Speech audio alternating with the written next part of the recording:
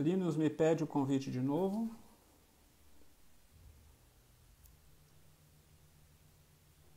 Ana Vanessa, Débora.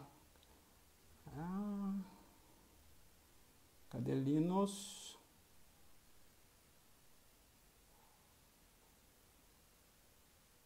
Linus me pede conexão de novo, por favor. Ana Vanessa, querida. Luísa.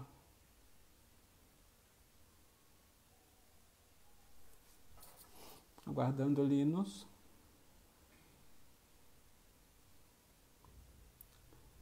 Não aparece a opção. Mariana me socorre aqui. Foi pegar um copo d'água. Como é que eu faço, Mariana? Aqui, pronto. Pronto. Isso. Luísa Aguilar. Aguardando o Linus. Pronto. Agora deu certo. Agora sim. Muito bem. Linus. Diga. Quero te fazer uma pergunta. Vou te fazer algumas perguntas e a gente vai enrolando na conversa, vai rolando na conversa. E certamente o nosso papo vai dar para lives, né? Mas, enfim. O que é música? Olha, música, é difícil de dizer o que é música. Música é comunicação, é linguagem universal. Música, para mim, é o alimento da alma. Para mim, música é tudo também, porque eu vivo de música desde muito jovem. Mas eu acho que é difícil definir música porque ela vem com o ser humano desde que o ser humano existe. É uma necessidade. Ela também é droga, descobri esses dias, viu? Ela faz o efeito no cérebro exatamente como alguns alucinógenos. E eu acho que é por isso que é tão bom. A gente fica viciado em música. Música, enfim, pode ser muitas coisas, pode ser usado até como uma âncora na neurociência, por exemplo. Se você está com uma pessoa que você gosta, você pode até ouvir uma música, um estilo que você não curte. Por exemplo, eu honestamente não curto música sertaneja, mas se eu tiver com alguém que eu estou apaixonado, de repente, no fundo, num restaurante, eu ouvi, sem nem prestar muita atenção, e estiver tocando uma música sertaneja, se cria uma âncora neurocientífica no seu cérebro e depois, mais adiante, você, quando ouve aquela música, nem sabe por que você fica feliz, porque foi criado essa âncora, como a gente chama em neurociência. Então, ela é tudo, o imaginável que você possa, né, decifrar, porque é realmente difícil dizer o que é música, mas para mim, mais do que nunca, é alimento da alma. A gente não vive sem. Alimento da alma, exatamente. E cura, né? Com certeza. Ela é Cura. cura, por isso. Né? Maravilha. E me diz uma coisa, você, antes de ser maestro, você foi cantor de ópera, né? E a minha pergunta é a seguinte, como é que, como cantor, vou fazer duas perguntas, pelo menos em uma só. Como é que, como cantor, você via os maestros e, ao virar maestro, ao se tornar o maestro que você é, que rege no mundo todo, né? Como você passou a ver os cantores e que balanço você faz disso? Olha, na verdade, quando eu era cantor, antes de ser cantor, eu já era maestro. Então, foi basicamente, eu reverti, voltei depois a fazer aquilo que eu fazia antes de ser cantor de ópera. Você primeiro foi maestro. Fui primeiro maestro. E Olha daí, só. e aí fui cantor de ópera. E uma das vantagens que eu, aliás, um conselho que eu dou para todos os cantores de ópera, uma das vantagens que eu tive como cantor de ópera é porque eu já havia feito um grande estudo de música antes. Bravo. Eu era guitarrista clássico, estudei até com Abel Carlevaro, que era discípulo do Segovia, criei uma orquestra de violões, por exemplo, a Carla Maffioletti, que é bem conhecida no país, ela tocava nessa camerata, muitos outros, hoje grandes músicos aí tocavam, e aí eu comecei a reger coros, criei grupos vocais, e aí eu tinha um amigo maestro de Passo Fundo, ele disse, você tem que cantar ópera, você tem que estudar ópera, e eu achava assim, ópera... né? Para mim, na época, era uma coisa bastante forçada até. E aí fui ter a minha primeira aula, meu primeiro vocalize, e me apaixonei. E como eu disse, é droga, é cura, é tudo. A gente fica conectado, ligado e nunca mais consegue sair desse mundo. Eu acho que quem gosta de ópera não consegue mais sair. Inclusive, saiu uma reportagem há 2 anos atrás nos Estados Unidos, muito interessante, que falava que muitos maestros hoje são technotrons. O que eles querem dizer com isso? Os maestros não sabem cantar uma melodia, uma frase à orquestra. Quando eu saí do Brasil, até muita gente achava, mas é cantor vai ser maestro, não davam muita importância a isso. Mas todos os grandes maestros que eu estudei na minha vida sempre diziam, você tem que cantar para a orquestra, não perde tempo falando muitos termos técnicos. E é verdade, um violinista, por mais que eu tenha estudado violino também um pouco, cello, por mais que eu saiba um pouco de arcada, o violinista, o cellista que está lá na orquestra vão saber 10.000 vezes mais, e eu não vou discutir arcada com eles, a menos que eu já fosse primeiro um grande concertista no mundo.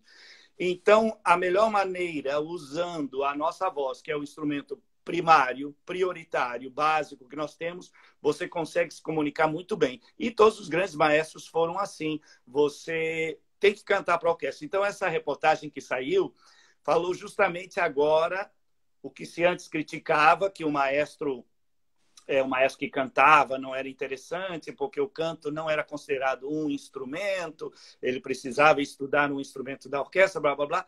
Aí hoje já é o oposto, dizendo que o mais importante hoje é o maestro que sabe cantar. Não digo nem cantar aqui com voz bonita, cantar bem, mas o maestro que sabe cantar e passar uma ideia de frase e uma ideia musical através da voz para a orquestra. Perfeito, perfeito, perfeito. Mas você fugiu da minha pergunta. Você não respondeu a minha pergunta.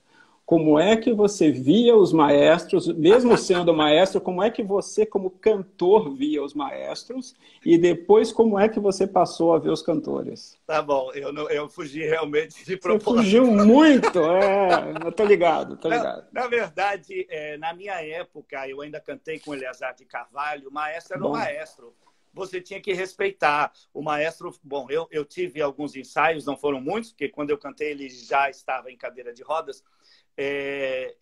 Nos últimos tempos, a gente respeitava o que o maestro dizia, e eu aprendi como cantor, o que o maestro dizia, pronto.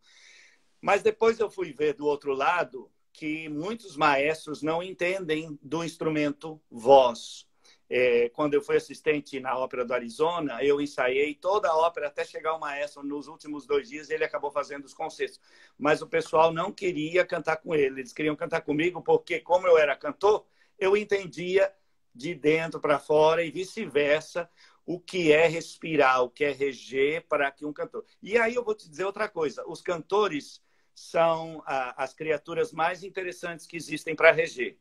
Você ensaia com eles uma coisa, você diz, vamos fazer assim. Sim, maestro, sim, maestro. Chega na hora do concerto, eles fazem totalmente diferente. Tudo o que querem fazer, né? Eu digo para os meus alunos... Eu preciso defender os cantores aqui, claro, okay? Claro. Porque a gente faz, geralmente a gente faz o que a gente pode fazer naquele dia. É verdade. Mas assim, o interessante é isso. Eu digo para os meus alunos de regência. E o Toscanini dizia para os alunos dele também.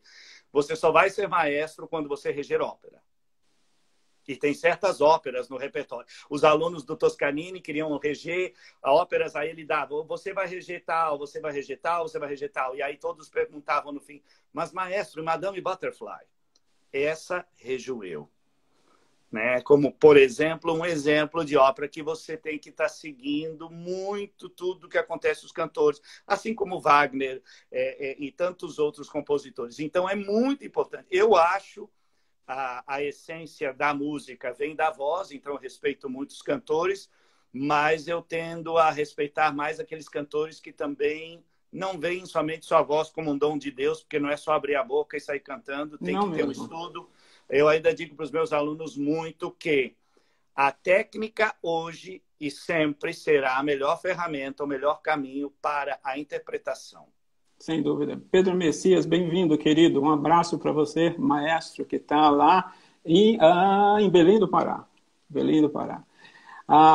Pois é, tem essa coisa, né, que as pessoas acham que tem a voz, né, e acham que isso é suficiente. Acham até, Linus, me corrija se eu estiver errado, acham até que é suficiente ter voz e cantar bem. Só que as pessoas esquecem, na maioria das vezes, que cantar bem é fruto de muitas coisas, não apenas de uma boa técnica, mas de muito do que a gente traz de bagagem na vida, né? E essa é uma outra coisa que eu queria te perguntar.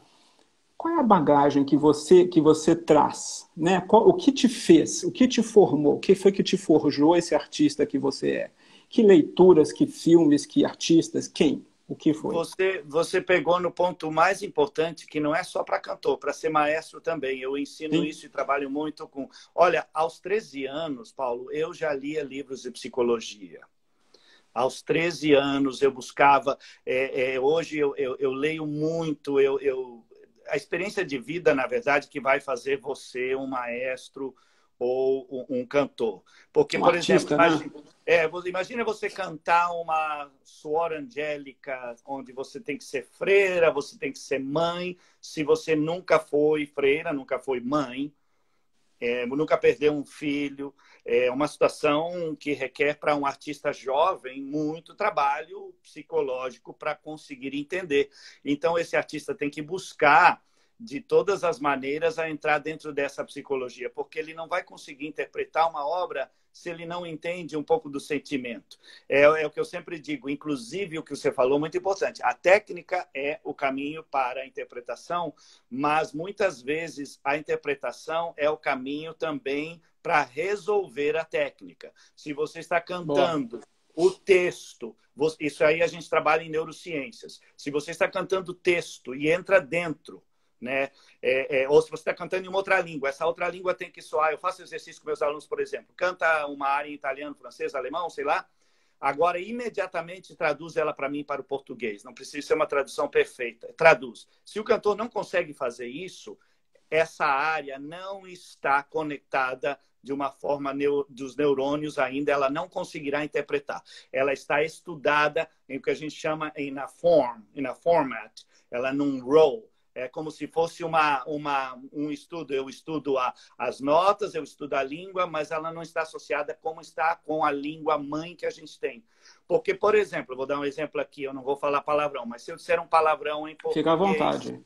Então, se eu disser um palavrão em português e eu disser o mesmo palavrão em inglês, e eu falo 5 línguas, eu sei o que eu estou falando nesse aspecto, esse palavrão não tem a mesma força que ele tem em português, porque ele não está conectado na minha língua mãe. Então, no canto, o cantor, ele para interpretar, ele precisa entender que ele tem que cantar essa outra língua, pelo menos aquela área, como se ele estivesse falando com alguém, como nós estamos aqui em português, e entendendo o que ele está dizendo, o que ele está cantando. Aí, nesse aspecto, a interpretação ajuda a técnica, porque nós entramos num estado físico, que eu chamo de total, e esse estado resolve muitos problemas técnicos. Como você sabe, muitos cantores não conseguem fazer um vocalize, a cabeça está pensando muito tempo. Como dizia minha mãe, quem pensa muito não casa, né? Faz sentido isso. O cantor que muito pensa não consegue cantar. Quando ele chega para cantar no palco, ele não pensa, ele tem que pensar e fazer o serviço dele. Tem que estar tudo automático. Atuar, em cantar, tem que estar tudo automático. E aí ele consegue muitas vezes... eu nunca quebrei minha voz cantando em palco, mas a quebrava nos meus exercícios em casa ou nos meus vocalizes com os meus professores. Mas em palco nunca, porque eu esquecia da técnica. E esse é o ponto para que se faz técnica. Claro, as duas coisas andam muito juntas e são muito necessárias. Mas o que eu quis me referir aqui, porque você perguntou, muitos maestros veem muito mal os cantores, porque os cantores têm uma tendência, não são todos, né? Uma tendência de não estudar o tanto quanto, tanto na parte musical, quanto na parte de atuar. Olha, você vê certos atores, por exemplo, eu participei de grandes escolas nos Estados Unidos, aliás, o College Conservatory Music of Cincinnati, o que mais coloca a gente na Broadway e em ópera no mundo. Nossa, para nós desenvolvermos um caráter, um personagem, nós trabalhávamos meses. Era uma coisa de discussão, nós nos alimentávamos daquilo, era quase chegar a um ponto que você chegava em casa e você esquecia quem você era e você era aquele personagem. Aí você estava pronto para chegar. E não tem o certo e o errado. Tem a sua imaginação. Se eu vou Claro. cantar Fígaro, por exemplo, o libreto do Rossini ali fala alguma coisa de quem é Fígaro no texto, na ópera. Mas quem é Fígaro em toda a história, em todas as 5 óperas, os 5 livros de Fígaro, eu tenho que estudar e eu tenho que criar um Fígaro que quando ele entre no palco cantando, né, o Largo a Factotum, por exemplo, eu tenho que saber que Fígaro eu quero ser. O Fígaro que só pensa realmente em dinheiro ou que ele usa aquilo apenas para chegar nas pessoas. Qual é a história do Fígaro, né? Qual é a história Qual é a completa história? e assim por diante. A história talvez até mesmo que você tenha criado, né? Que Exatamente. muitas vezes vai de encontro, não ao encontro, mas de encontro ao que o diretor de cena pretende. Aí você tem, de fato, um choque muito grande, né, entre o que você criou e a criação do outro. Mas um conselho muito grande para os cantores, que eu tive muita experiência, quando eu decidi que eu não ia mais cantar ópera, muitos diretores me escreveram, você não pode parar, você blá, blá, blá, porque era o seguinte, muitas das óperas, quando eu chegava no primeiro ensaio, por mais que o diretor tenha um conceito, existem 2 tipos de diretores, basicamente. O que vem com conceito e tem que ser assim, e o que deixa você criar em cima. Mas a maioria dos que eu trabalhei, com raras exceções, foram esse segundo caso. E eles ficavam muito satisfeitos com o que eu criava. Ah, adorei isso, vamos fazer isso. E, tipo, eu já sabia Porque você a sabia o marcação. que você queria. Eu trabalhei Né? o que eu queria como personagem e eles usavam isso. E era muito importante. Então, assim, os cantores não podem ficar com medo ou ficar despidos totalmente de uma ideia do personagem, achando que vão sempre encontrar diretores que vão dizer, não, você faz isso, isso, isso. Porque não é uma grande maioria de diretores. Eles adoram quando você já vem com uma ideia do personagem mais ou menos na sua cabeça. E se você vier e ele não gostar, você se adapta, obviamente. Isso lá fora, né? Porque aqui, quer dizer, lá fora deve acontecer também. Aqui no Brasil, a gente sempre pensa que lá fora é melhor. De certa maneira é mesmo. Mas eu acredito que lá fora também tenha casos de pessoas que chegam nos ensaios sem saber a partitura. E aí a coisa complica. Complica mais do que complica aqui. Paulo, eu vou explicar uma das razões. Porque tem mais. Porque eu deixei de ser cantor. Você acabou de dizer. Eu cansei de chegar em lugares, inclusive uma vez que eu fui cantar na Itália, e eu cheguei a uma ópera super difícil, que eu acabei fazendo a estreia dela nos Estados Unidos, depois como regente, Procedura Penale, do Luciano Chiari, o pai do Ricardo, o famoso maestro. É uma ópera de 28 minutos, difícil demais. Quando eu fui cantar isso não vou dizer aqui, mas muito mais de 20 anos, quando eu fui cantar ela na Itália, eu cheguei lá e nenhum dos cantores sabia nem as notas. Meu Deus. E assim foram vários os lugares. Como eu disse, não, claro, você está certo, não é só aqui, lá também. É que na Europa, nos outros países, parece que é melhor porque tem muito mais. Sim. Né? Você pega um exemplo, você vai estudar numa escola, digamos, eu vou estudar na universidade tal dos Estados Unidos. Dependendo para onde vai, o Brasil é muito melhor. Você vai para uma boa escola se for para os grandes centros, como é no Brasil. Você vai a São Paulo, você vai a Rio, você vai a Brasília, você vai a Minas. Talvez você consiga um bom centro de estudos, porque tem mais oportunidades. Os Estados Unidos é a mesma coisa. Agora, você vai estudar numa escola lá no interior do... Não vou diminuir aqui o estado, mas digamos Nebraska ou Iowa. Sabe lá o que você vai encontrar. Entende? Então, assim, eu sempre, quando as pessoas me dizem, eu estudei fora, ok, e aonde você estudou? Porque estudar fora é fácil e conseguir estudar numa universidade. Agora, aonde, qual o nível, né, dessa universidade? E isso é uma outra coisa muito curiosa, né? Talvez aqui, vou dar um tiro no pé agora, meu Deus do céu. Talvez aqui no Brasil, agora a gente esteja chegando num ponto em que professores de universidade sejam cantores também. Né? Porque até pouco tempo cantores de faculdades aqui no Brasil tinham uma carreira acadêmica. Exato. E não uma carreira na prática, né? E o que você pensa sobre isso? Olha, na verdade é uma necessidade, né? Agora pensando nessa pandemia, graças a Deus, a minha situação como maestro nos Estados Unidos está tranquila, a gente tem fundos para sobreviver para os próximos anos sem problema.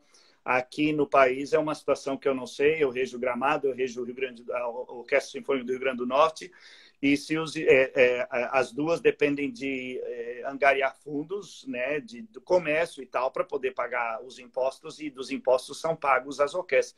Então, é um futuro muito incerto. Então, hoje, a tendência muito grande, inclusive de colegas meus dos Estados Unidos, é uma necessidade de fazer um pouco de carreira e, logo que puder, tentar ser professor por uma questão de garantia, né, de futuro. Sem dúvida, sem dúvida. O professor é um funcionário público, ele não vai tão facilmente ser demitido. Agora, claro, eu preciso lembrar o povo todo que o funcionalismo público depende do dinheiro dos impostos que todos nós pagamos. Ou seja, não é o dinheiro do governo, é o nosso dinheiro. Essa mentalidade ainda tem que mudar muito. Mas, enfim, é uma tendência maior, porque na minha época de estudante se dizia: quem sabe toca, se apresenta. Quem não sabe, dá aula na universidade.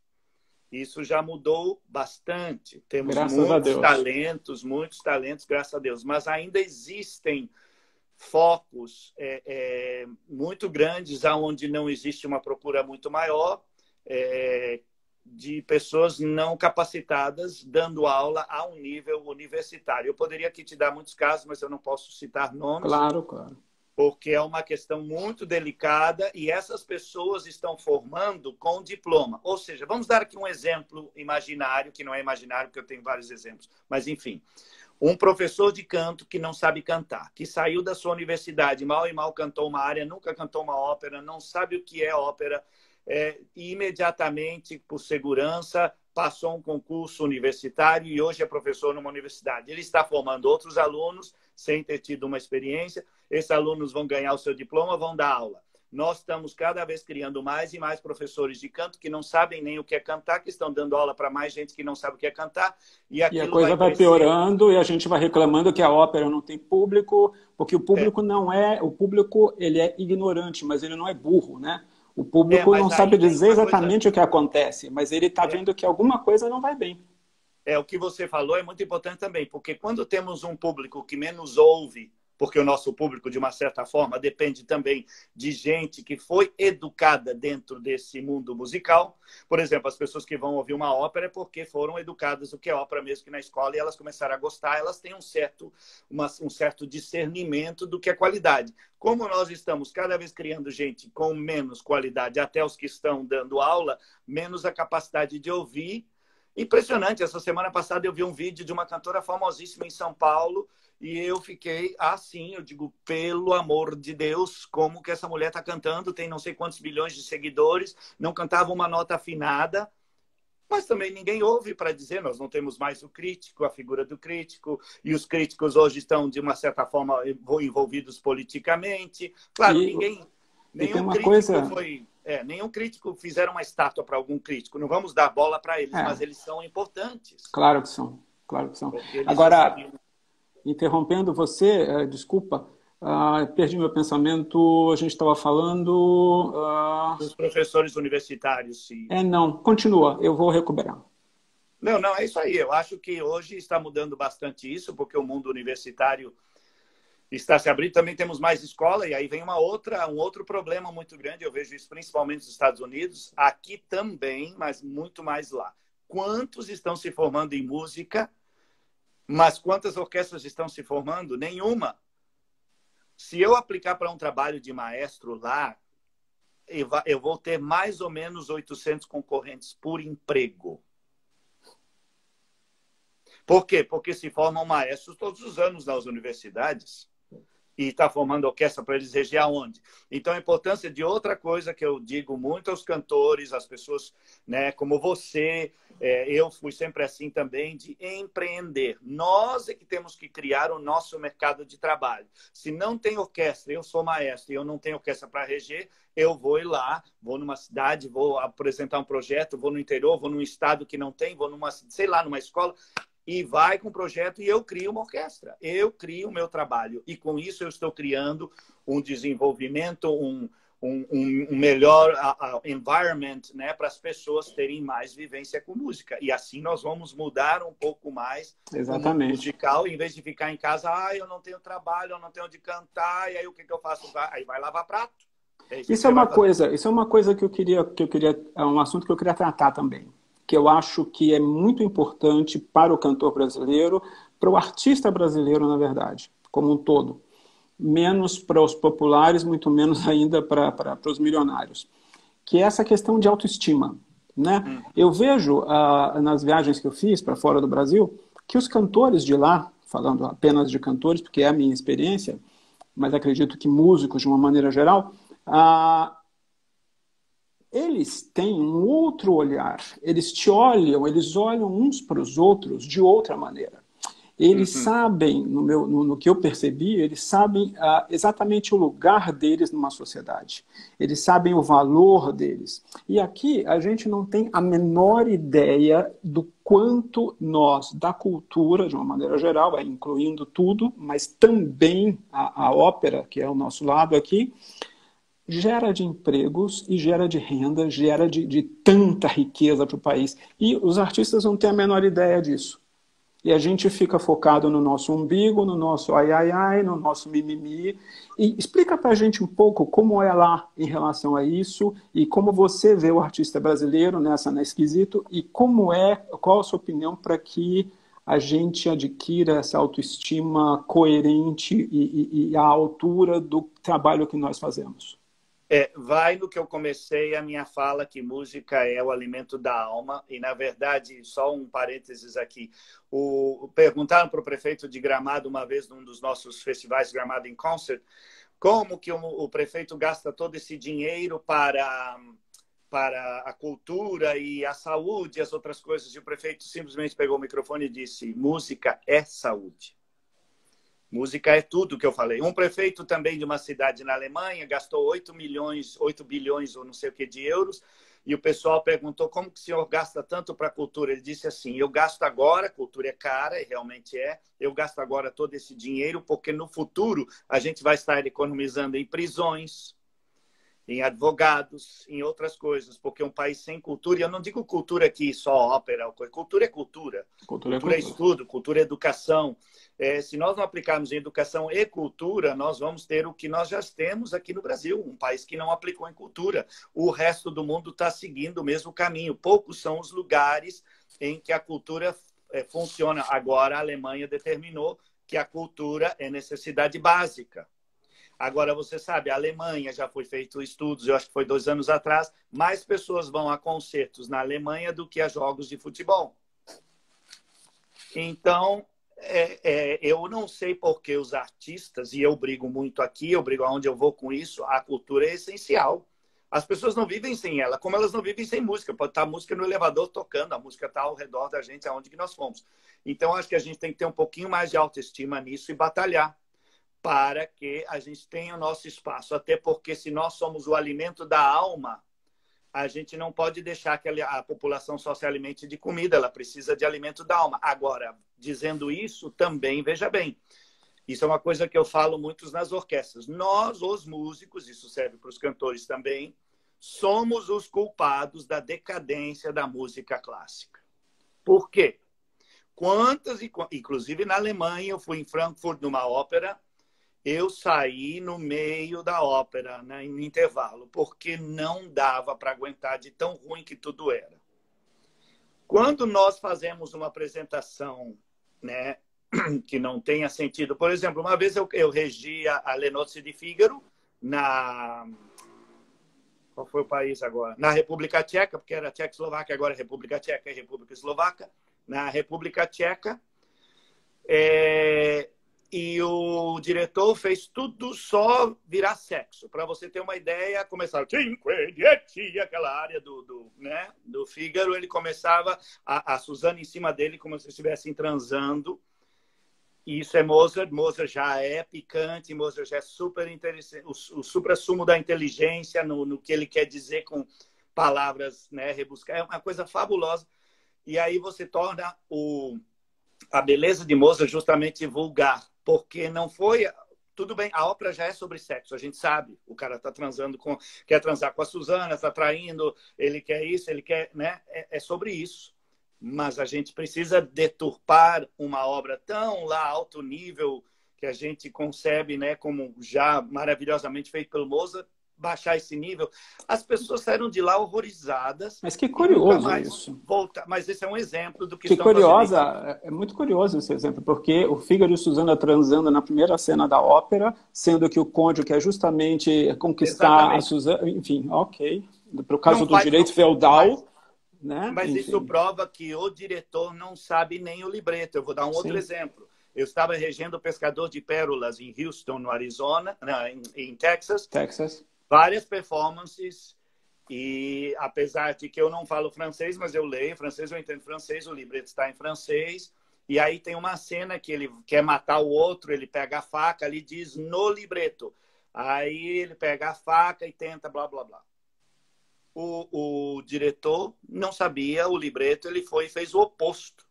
Ele fez naquele momento onde dizia que ele pega a faca, ele fez esconder a faca. Uau. Aí como é que eu, como diretor de música, vou chegar para o diretor e dizer, olha, desculpa, mas o que está dizendo não faz sentido. É a mesma coisa que o Dalai Lama disse, né? Agora está em ópera também, está em música também.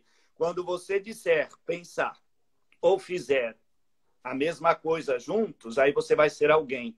Porque o problema da sociedade hoje é que nós não temos valores. Aí, olha, eu estou te dizendo isso, Paulo, mas eu estou pensando outra coisa e depois eu vou fazer outra. Aí Ou não seja, funciona. o universo não Não funciona. gira, Na claro. ópera, na música, é a mesma coisa. Vou te dar um exemplo em orquestra. Os caras não gostam do maestro, que é normal, numa maioria das orquestras, ninguém gosta de maestro porque o maestro ganha mais, o maestro vai lá e mexe os braços, ele que diz o que fazer, e o músico não gosta disso. E muitos músicos estudaram para ser solistas e aí acabam tocando numa orquestra, que desgraça, não sei o quê. Não é geral, muita gente adora. Porque a Europa, no exemplo, a Inglaterra, eu gravei com a Royal Philharmonic Orchestra, aliás, o primeiro brasileiro a fazer isso agora. Meu Parabéns. Deus, é um sonho gravar com essa orquestra, porque eu descobri por que as orquestras na Inglaterra são tão boas. Lá, o músico aprende desde jovem a tocar em grupo. Ele pode não tocar muito bem, mas ele já tem que tocar em grupo para aprender a tocar com os outros. Por isso que as orquestras são boas. Eu ia ensaiar com a Orquestra Royal Philharmonic, eu não precisava dizer nada. Quando eu ia abrir minha boca, eles já estavam se arrumando, brigando entre eles e arrumando tudo. Eu digo, nossa! Assim é maravilhoso ser maestro, você não precisa nem reclamar, eles mesmos reclamam. Entendeu? Então, quando nós fazemos performances que não tem graça, que nós não estamos apaixonados pela música, que nós não mandamos mensagem nenhuma, como que você vai chegar em consonância com o coração, o cérebro das pessoas que estão na audiência? Eu quero escrever um livro Exatamente. ainda sobre essa consonância, o poder da consonância, que nós não estamos mais chegando como artistas. Um cantor que canta sem saber a letra que está cantando, encenando uma coisa que não tem nada a ver, ou fazendo lá, lá, lá, lá, lá, como era na época dos castratos, só para fazer, para mostrar sua voz, e não tem nada com nada, ele não está transmitindo a música. Ou seja, um cantor que para num Puccini, meia hora numa fermata, quando o Puccini especificou bem, o Puccini foi o mais perfeito compositor, quanto tempo mais ou menos em cada coisa, né? E se ele quer só um pouco ralentando, ele escreve pouco ralentando, um outro ralentando, ou fermata, aonde? E os cantores cantam e ficam horas para mostrar que bonita a sua voz aguda, desmancha todo o drama e você sai de lá com uma sensação vazia. Como é que você vai voltar? Pois é, você está falando de uma coisa que está me levando para um outro lugar. Voltando um pouco Desculpa. atrás. Não, não, não, não. A gente acho que a conversa está indo muitíssimo bem. Acho que é coisa da conversa mesmo. A formação do jovem cantor, a formação do jovem músico. Nós dois somos da mesma geração, né? Sim. E quando a gente estava conversando anteontem, a gente, inclusive, falou da mesma loja de discos clássicos, a única loja que existia em Brasília. Sim. Né? Eu sou de Brasília. Você estava lá por alguma outra razão, fazendo música, com certeza. Isso. E eu encomendava um disco, daqueles discos grandes, né? O long play. O disco chegava 6 meses depois. E eu gastava aquele disco muito. Então, são discos, são gravações, não necessariamente de ópera, e não só de ópera, claro, que eu sei. né? Hoje em dia, tudo que a gente tem está guardado no telefone. Eu tenho alunos, como professor, eu fico muito puto da vida mesmo, essa é a palavra, com os meus alunos que não ouvem música. Entende? Eles precisam, além de estudarem, além de terem uma intimidade com o instrumento, eles precisam conhecer toda uma história, né? E hoje em dia as pessoas que estudam canto não sabem quem foi Franco Corelli, daqui a 5 anos não vão saber quem foi Pavarotti, porque tem todas as informações na mão, né? É aquilo que eu Tá, falei para você. Eu ia estudar um Lied, eu pegava 5, 6 dicionários de alemão para entender a complexidade daquele alemão que é poético, não o alemão que eu falava em casa de sim. criança. E aí eu tentava entender. Hoje eles põem no Google Translator um alemão qualquer que sai lá traduzido e eles acham que já sabem a canção, já sabem o Lied. É assim, infelizmente é assim. Não é? E eu não vejo, assim, eu sou uma pessoa super positiva, mas eu não vejo muito futuro, não, porque a exerção de um jovem hoje, a concentração dele é 17 segundos máximo no telefone. E eu tenho alunos que eu vou dar aula, ou vou dar aula em seminários, ou vou dar um coaching, e aliás, eu trabalhei até com uma cantora do Metropolitan, e eu fui arrumar o que com ela? A coisa mais básica, as vogais. Um problema de formante, da primeira formante, tudo atrapalhava. A hora que, e é muito bom trabalhar com cantores avançados, porque pelo menos eles arrumam bem rápido. E ela entendeu e começou a cantar maravilhosamente. Ela disse, meu Deus, como que ninguém... Você tinha que estar dando aula aqui no Metropolitan, você, não sei o quê. Eu digo, mas a questão é essa.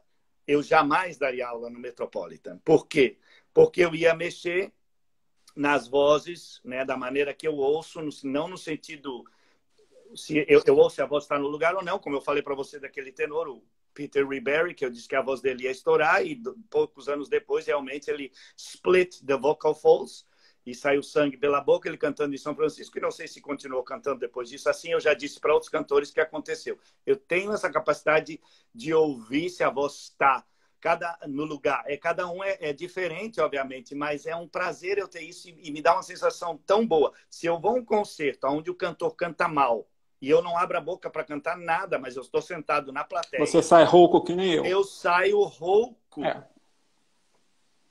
Eu saio rouco do concerto de uma gente, eu nem abri a boca para falar, para dar um oi, e eu saí É. sem voz. E essa é a coisa que eu falei do poder da consonância. Imagina isso a nível cerebral. Né? Você já viu aquelas experiências que eles fazem com o arco, eles põem areia no metal e dependendo de como está afinada a nota, aquela areia faz desenhos diversos? É a mesma coisa no nosso cérebro, está comprovado. Maravilha, que maravilha isso. Uma pergunta curiosa. Sempre, não é raro não, é sempre, acontece de um instrumentista se referir a instrumentistas como a músicos e a cantores como a cantores, sendo que os cantores são músicos. Ou, pelo menos, deveriam ser. Será que é porque os cantores não são o que deveriam? Ou qual é essa história? São várias as razões, eu diria, porque o músico vê, por exemplo, quando eu estudei violino, quantas horas eu tinha que segurar o arco sem tocar corda até eu poder tocar corda, certo? Existe um pianista, por exemplo, hoje, para você tocar na frente de uma orquestra, você tem que estudar 9, 10 horas por dia se você quiser chegar lá, porque existem milhões. Então, eles veem eles mesmos, né? Agora eu vou gravar no ano que vem, se der certo, por causa da pandemia, agora não sei se não vai atrasar mais um ano, eu devo gravar outro CD, talvez de novo com a Royal Philharmonic, com um violinista fantástico coreano, Edwin Zokin, um dos melhores do mundo, afinação perfeita. Ele toca em torno de 38 a 50 concertos em frente a orquestras no mundo por ano, além de dar aula lá na universidade mais importante da Coreia. E a gente já tocou várias vezes juntos, ele é fantástico. Aí ele disse que ele, quando pode, geralmente ele dá um jeito de poder, estuda 7 horas por dia, no nível que ele já está. Aí eu pergunto para você, essa ideia, esse problema com os músicos vem aí principalmente. E você faz o quê? Eu faço um lá, lá, lá, lá por 10 minutos e estou pronto. Então eles acham... os músicos menos músicos, até porque também o cantor, muitas vezes você vai ensaiar com o cantor, ele não sabe solfejar. Então tem muita verdade nisso, e eu posso falar porque eu fui cantor, tem muita verdade que muitos cantores não estudaram música, eles acham, como nós falamos antes, que é só abrir a boca, que é um dom de Deus e tudo se resolve. Sei. Temos o Entendo. exemplo do Pavarotti, que não sabia ler música e foi estudar, que veio de uma voz natural, basicamente, sem nenhum vocalista, já estava cantando super bem. E depois que ele começou, ele foi se aperfeiçoar. Ele entendeu que se ele quisesse continuar fazendo isso, ele teria que realmente entender de todo o processo. E ele fez estudos de repertório também, como Plácido, por exemplo. Plácido, nesse aspecto, é fenomenal. Eu vi uma performance do Plácido no Metropolitan, sentado na primeira fila. Quando esse homem entrou, o teatro se encheu de uma energia, porque você sabe.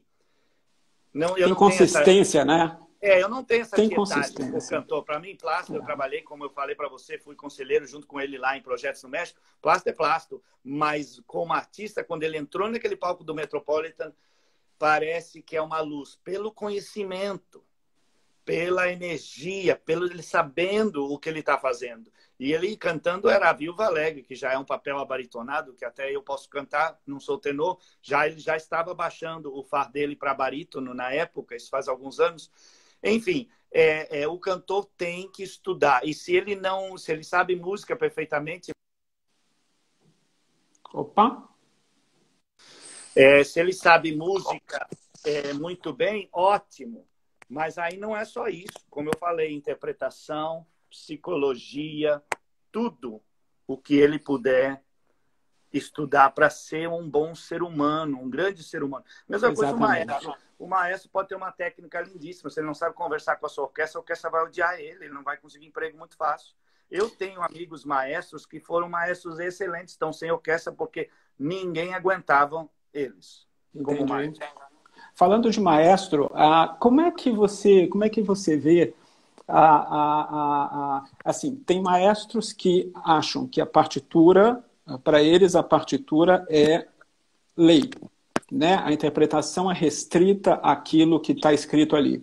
Outros, eles veem as entrelinhas, né? Outros ainda veem além das entrelinhas. Só que quem vê as entrelinhas e quem vê além até das entrelinhas, muitas vezes é justamente taxado de uma pessoa que não está fazendo a música, o que está escrito. Como, por exemplo, o Riccardo Muti, que faz as óperas todas exatamente como estão escritas. Na minha modesta opinião, eu acho que se as pessoas fazem a música exatamente como ela está escrita, pega um Jascha Heifetz, pega pega um Muti, pega um Karajan, pega qualquer um, grava aquele negócio e fica escutando pro resto da vida. Bom, eu vou te responder da seguinte maneira. A partitura, para mim, é a Bíblia da música. Mas a Bíblia, cada um interpreta como quer. Eu acho que aí eu já dei a resposta, certo? É impossível. Eu vou te dar um exemplo. Elgar, inclusive o concerto que eu devo reger com esse violinista é o concerto para violino do Elgar, que é uma das coisas mais lindas. Só que o Elgar gravou, ele mesmo regendo em 1900 com... Acho que foi o Heifetz. Ele gravou em 1943, eu acho que uma gravação dele. Agora não me lembro, porque não me lembro dessas datas.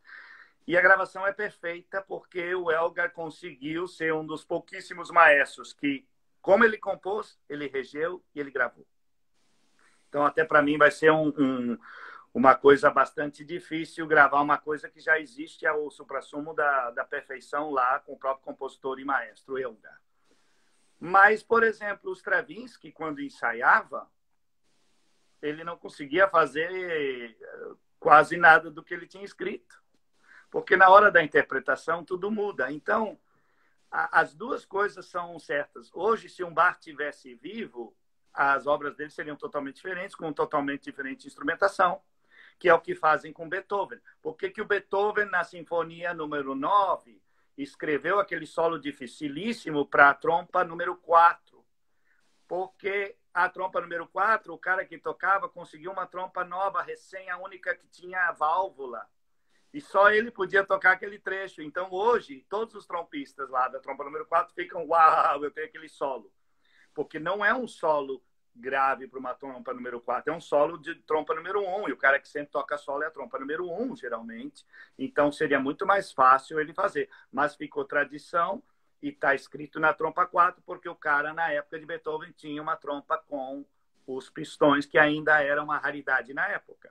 Aí tem, por exemplo, na Sinfonia número 5, o Beethoven escreveu uma parte para os trombones para reforçar o fagote na Quinta Sinfonia. Por que ele não escreveu para a trompa? Porque a trompa, na época, não tinha pistão e aquelas notas estavam fora da escala harmônica da trompa. Hoje, as trompas podem tocar. Então, você reorquestra ou não reorquestra? Você dobra, se você tem muitas cordas, você dobra em Beethoven as madeiras ou não dobra? Tudo vai ser uma questão da sua escolha. Mas, sendo ela qual for, isso para cantor também, o que eu falei antes, você vem com a sua percepção do personagem antes de fazer o primeiro ensaio da ópera. Se isso for bom ou não, se o diretor gostar ou não, se a orquestra tocar ou não, se o maestro fizer ou não, não importa. Pelo menos você tem autoridade de quem estudou e de quem realmente fez o seu trabalho de casa, de pesquisa, para poder ser uma autoridade naquilo e dizer, eu faço assim por quê? Que é diferente de eu chegar numa orquestra, eu faço assim porque a gravação do Karajan fez assim. Se eu for seguir as gravações do Bernstein, por exemplo, da Nona Sinfonia, ou de outras sinfonias, a velocidade que ele faz é impossível. Né? E não dá, para mim não é antimusical. E outras coisas, o Bernstein era fabuloso. Assim como o Karajan, eu vivia no mundo dele lá, ele fechava os olhos e ele fazia a música dele como se não existissem músicos na frente dele. Sim, Cada sim. Mas como é que ficaram tão famosos? Olha os gênios que foram tanto Karajan. Se você vê Karajan ensaiando, nossa, é o suprassumo da perfeição. E o Bernstein, então, com todos o que ele fez, já escreveu e as maravilhas que esse homem deixou, né, como compositor. Foi um dos poucos, aliás, grande compositor, grande regente. Um dos poucos. Ele, Elgari, dá para contar nos dedos. A Veroni está fazendo uma pergunta aqui relacionada ao que a gente estava falando anteriormente. Será que não é requisitada ao artista mais técnica do que musicalidade? Em sentido de cantores ou artista qual? Todos talvez ela esteja falando de cantores, mas eu perguntaria de artistas de uma maneira geral, de músicos de uma maneira geral. Eu acho que a razão que se pede muito mais técnica de muitos artistas hoje é porque a técnica de muitos não chega, então você fica pedindo até que talvez um dia eles vão estudar. Isso é uma razão. Outra é uma prova de que a técnica chegou no suprassumo de poder realmente fazer música, é um Yo-Yo Ma da vida. Ou uma Cecilia Bartoli, no caso do canto. Então, a gente está falando de uma coisa que é intimidade. Né? A Ruth fala mais ali em cima também, eu vou linkar isso, que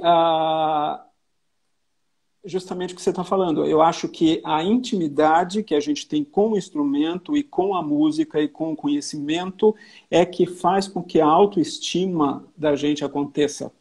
Né? Porque aí a gente acaba tendo um suporte, um embasamento pessoal, um embasamento emocional e cultural, que a gente fala, poxa, não, é mais do que vocês estão dizendo. Não admito que você fale assim de mim ou fale assim da minha arte, porque a minha arte é muito mais do que isso. Então, a conclusão, acho que a gente está chegando nesse assunto é que se a gente não tem essa intimidade, a gente não vai ter uma autoestima.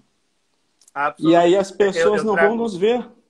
Eu trago um exemplo dos filmes. Olha o rapaz, aquele que fez o filme do Fred Mercury. Você viu ele dando entrevista, o que ele fez? Eu vi o filme no avião, numa viagem, inclusive, voltando aos Estados Unidos. Eu fiquei impressionado, depois que eles mostram no fim do filme as fotos e os vídeos do Fred Mercury e do cara, como, mesmo que o cara não seja tão parecido, ele ficou super parecido, similar ao Fred Mercury. Os gestos eram iguais, tanto que eles colocavam nos frames, né? Juntos, e parece que um saiu do outro. Isso é o que eu chamo de estudo. Quando que nós temos até tempo hoje para fazer isso? Na época de Exato. Schumann, de Schubert, todo mundo vivia um na casa do outro, tocando piano a quatro mãos e vendo as obras, e vamos fazer uma sinfonia aqui, vamos lá. Hoje tem que levar filho para a escola, tem que não sei o quê, tem que pagar o aluguel, tem que ter o que comer, não, é outro mundo. Eu entendo que nós não temos mais como ter tanto essa intimidade, mas se você não tivesse intimidade no começo, você nunca mais vai ter. Porque É eu digo, verdade. uma das coisas Tem que que eu mais sofro cultivar hoje isso, né?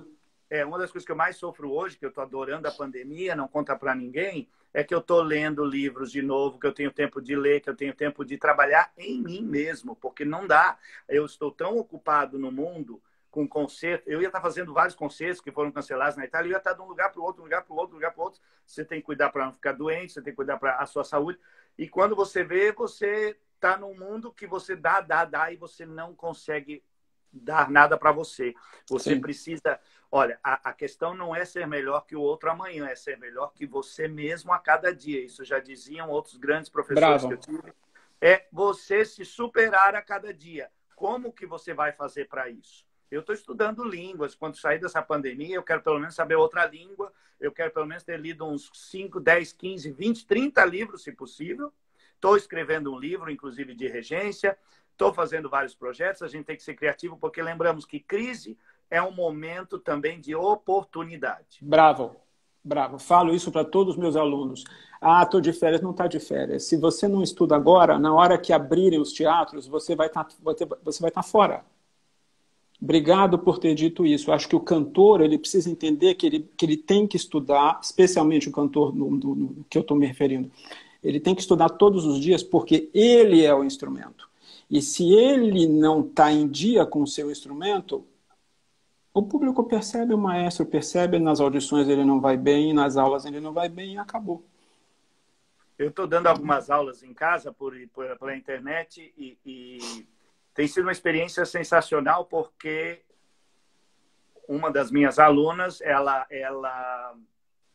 tem mais tempo, então ela faz a aula, ela pega os conceitos, ela vai estudar, ela vocaliza e ela vem no próximo dia, é assim, isso aí, agora sim, aí vai. E ela já cresceu tanto com pouquíssimas aulas que talvez ela não teria crescido numa situação mais normal, porque ela não teria se dado ao tempo de esmiuçar. Na verdade, o processo, eu tenho uma história com a Kathleen Battle, uma vez eu entrei num elevador e estava a Kathleen Battle e o Michael Maniatti, que é um grande contratenor. Eu estudei na escola onde a Kathleen Battle estudou também, e esse Michael Maniatti. E eu entrei no elevador e os dois estavam lá para ir ter uma aula com uma professora minha na época, que o pessoal odiava essa professora, os jovens da escola odiavam. Ela ficava trabalhando com você 1 hora de ensaio, 2 compassos. E a Kathleen Battle e o Michael Maniatti, que já eram artistas, a Kathleen Battle já estava fazendo uma carreira, justamente queria ter aula com essa mulher porque aqueles 2 compassos, e depois eu aprendi a entender isso também, aqueles 2 compassos que eu trabalhava com essa senhora, se eu soubesse entender o processo, esses 2 compassos seriam suficientes para mim fazer 1000 compassos de qualquer outra obra, porque o que eu entendi é o processo. Exato. As pessoas querem uma pílula. Os alunos querem um vocalize que resolva. Não existe. Cada pessoa é diferente, o mestre tem que saber ouvir, vai dando os vocalizes, aí você vai cantar pela sensação. O maior problema dos cantores é cantar na voz e ficar se ouvindo. Se ele está se ouvindo, ele já está errado, porque ele se ouve de maneira diferente. Sim. Se quer se ouvir, grava-se e se ouve depois, porque se ouvindo daqui dentro não dá certo. Ele Obrigado de novo. Obrigado então, de novo. Quando ele está na sensação, o maestro, o professor diz, aí está a voz, mas eu sinto estranho, mas é aí. Busque essa sensação. Querido, nosso tempo está infelizmente acabando, né? É uma delícia conversar com você. Você já fica convidado para uma próxima, uma hora com certeza. Mas por favor, porque as pessoas estão gostando muito aqui. Teve umas perguntas aí, Paulo, que eu não sei se... Eu não estou vendo que eu não estou de óculos, está bem pequenininha. As pessoas estão fazendo mais comentários do que perguntas, na verdade. Porque tinha uma pergunta ali atrás que eu acho que era bem grande. Qual é? Passou. Não sei, foi bem lá no começo. Bem lá no começo. Bom, quero falar, olha só, que a gente tem aqui um público tão bacana, vários cantores, maestros... Muito legal, muitos colegas queridos. Não acho a pergunta. Gente, eu sou novo nisso, viu? Desculpa aí. na próxima. Então, até mesmo para as pessoas que estão assistindo, que curtirem essa live, que façam perguntas para a gente, né? Com Eu vou abrir um parêntese aqui. Você vai voltar, por favor, convidadíssimo mesmo, não é papo. E a nossa ideia da Du Conexões Culturais é fazer lives todas as quartas e sextas às 16 horas. Okay. O nosso próximo convidado é o pianista com repetidor, coach, vocal coach do departamento de canto da Manhattan School of Music de Nova York, que é o Fábio Bezutti, brasileiro. Sim. Na próxima quarta-feira, trabalhou com ele também. Sim, ele toca, ele foi um dos coaches nos vários festivais que eu faço no México, vários anos trabalhando com o Fábio Bezutti. Então, Fábio é outra pessoa querida. Na quarta-feira que vem ele vai estar com a gente aqui. Aliás, ele andou aqui também, não sei se continua, mas... ele é maravilhoso, é um excelente coach e vocês vão ter, com certeza, aproveitar muito a fala com ele. Sem dúvida. E, por favor, público, mande mensagens para a gente, fazendo as perguntas, colocando até pessoas que vocês gostariam que a gente entrevistasse e vamos seguir. Linus, muito, muito obrigado. Obrigado pela presença de todos. E quero dizer também que a Du Conexões Culturais é uma empresa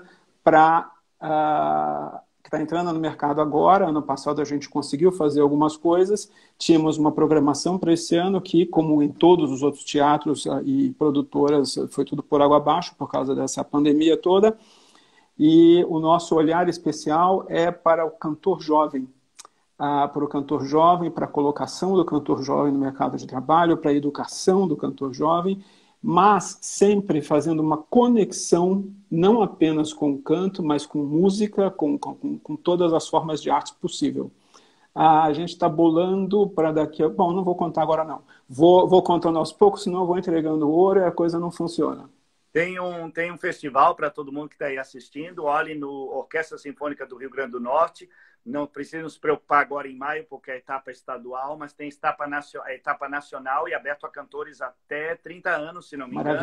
Maravilha. Concurso Jovens Solistas, com um prêmio, não é muito dinheiro, mas pode ser convidado a vir a cantar aqui e quem sabe outras coisas que a gente vai fazer no futuro. Então, dê uma olhada, é o SRN, Orquestra Sinfônica do Rio Grande do Norte, concurso Jovens Solistas. A etapa nacional entra em junho, mas pode dar uma olhada.